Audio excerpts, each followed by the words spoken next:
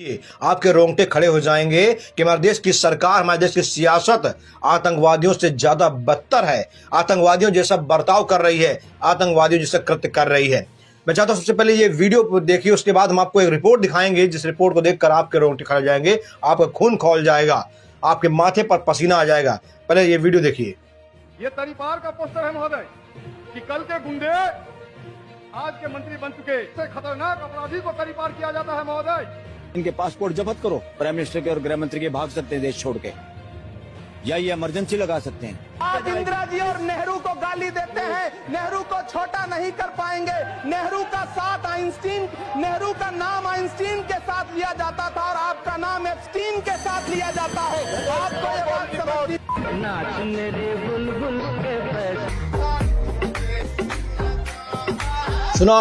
सुना आपने कभी देश का तड़ीपार, कभी देश का सबसे कुख्यात अपराधी को सुप्रीम कोर्ट ने बहुत घातक खतरनाक बताया था, लेकिन आज वही देश का घातक और कुख्यात अपराधी देश का गृह मंत्री बन बैठा है। और जब दो देश गृह मंत्री बन बैठा है तो देश में क्या क्या कांड हो रहा है अब इस रिपोर्ट में आपको देखने को मिलेगा। दोस्तों, आपको याद होगा पुलवामा हमला हुआ था जिसमें 40 जवान शहीद हुए थे। आप भूले हो, लेकिन हम नहीं भूले हैं। तो इसका जिम्मेदार कौन है? आपको पता होगा कि इससे पहले पहलगाम हमला हुआ, उसमें कई जवान हमारे शहीद हुए। उसके बाद ऑपरेशन सिंदूर हुआ, उसमें हमारे कई जवान शहीद हुए। तो आप समझ सकते हैं कि उसका जिम्मेदार कौन है। आज देश में हिंदू मुसलमान हो रहा, दंगा फसाद हो रहा है, उसका जिम्मेदार कौन है? आज हर साल 1 लाख लड़कियां गायब हो रही हिंदुस्तान से, उसका जिम्मेदार कौन है? अभी हाल ही में एप्स्टीन के आइलैंड पर हमारे देश के मंत्री हरदीप सिंह पुरी जाते थे, वहां पर तक दिन करते थे, उसका जिम्मेदार कौन है? अब आप खुद समझ गए जिम्मेदार कौन है मैं क्या कहना चाह रहा हूं। साथियों, सुप्रीम कोर्ट भी कह रहा है कि सुप्रीम कोर्ट के कई वकील कह रहे हैं कि इनका पासपोर्ट जब्त कर लीजिए, क्योंकि ये लोग कभी भाग सकते हैं। इनका जो काला चिट्ठा खुलने वाला है, इनका जो पाप घड़ा है वो भर चुका है, कभी फटकर बाहर आ सकता है। अपनी ताकत की वजह से इन लोगों ने पाप के घड़े को बांध रखा है, उस पर जो है ढक्कन लगा रखा है। जिस दिन ढक्कन खुलेगा, एक से बढ़कर एक कई बड़े कांड सामने आएंगे।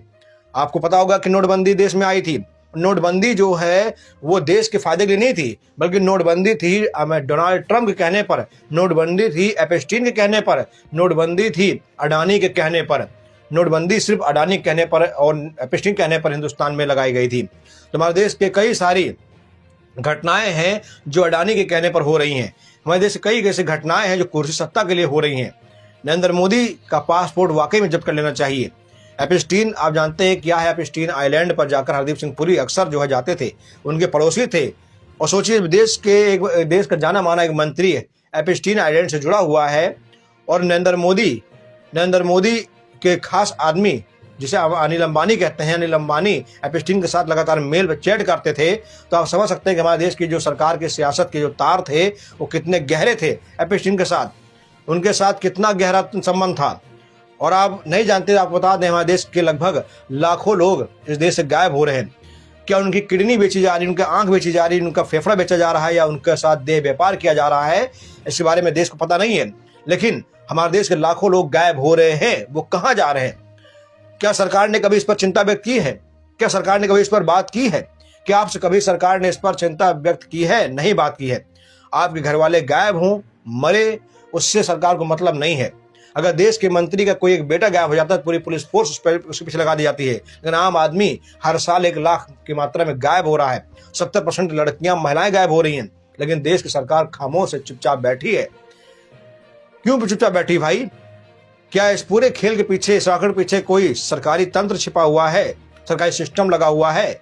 कोई ना कोई तो राज गहरा है, वरना हमारे देश में इतनी सुरक्षा व्यवस्था है, इंटेलिजेंस है, CID है, CBI है, क्या कोई पता नहीं लगा पा रहा है कि आखिर ये लोग कहाँ जा रहे हैं, किससे मिल रहे हैं?